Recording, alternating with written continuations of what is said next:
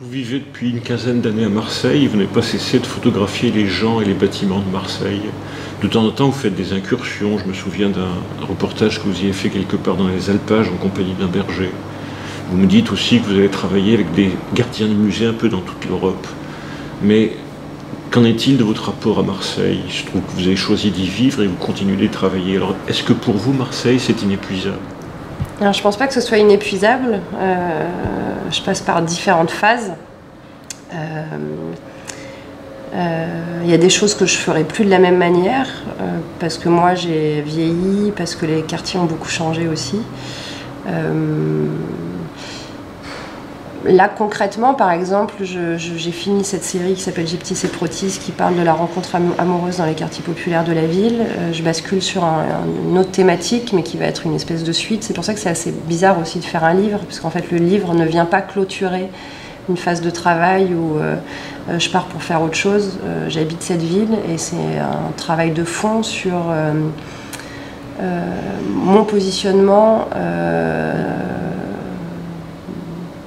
comment j'habite le monde dans lequel je vis et quelle est ma réponse à cette présence un peu étrange. Donc là je bascule sur un travail sur le genre, mais toujours dans les mêmes quartiers. Donc il y a plein de moments où effectivement j'ai une certaine lassitude, parce que cette ville m'énerve, me trouble.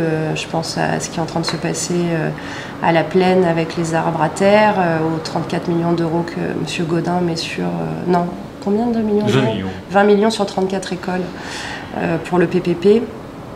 Ouais, toutes ces choses qui font que la ville devient désespérante. Je ne peux pas non plus me résigner à ne plus photographier ces corps dans l'espace public qui sont sublimes et qui font qu'on a envie de se lever le matin. Et cette jeunesse, elle est vivante, vraiment vivante.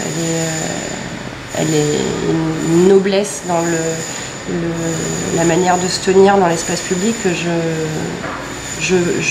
je trouve très particulièrement visible ici. C'est-à-dire que si je vais me promener dans une ville moyenne, dans des zones résidentielles, honnêtement, je pense que la manière d'habiter le monde et de tenir son corps dans l'espace public n'est pas le même. C'est-à-dire que, évidemment, il peut y avoir des corps pleins de résignation, mais il y a souvent des corps qui luttent.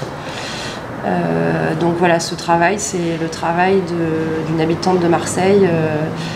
Je pense que c'est aussi un travail nécessaire.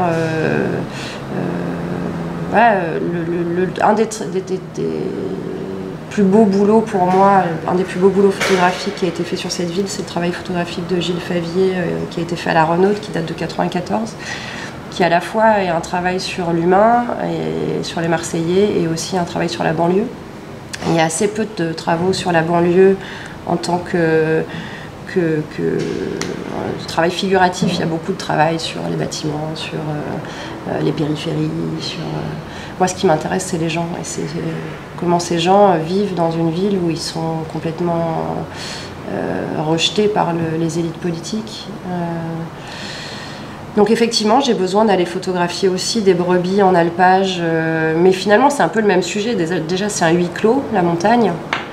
L'estive c'est un huis clos, et puis cette décision qui vient d'en haut de laisser des bergers avec des loups, et en leur disant, bon, c'est un vaste débat, hein, mais donc c'est une question sociétale qui m'intéresse.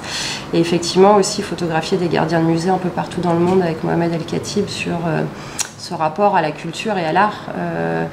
Mohamed a décidé de travailler sur les gardiens de musées parce qu'il considère que ce sont les dernières classes populaires qui viennent au musée. Donc voilà, on prépare une exposition qui aura lieu au Palais de Tokyo et où il n'y aura pas d'œuvres d'art, il n'y aura que des gardiens.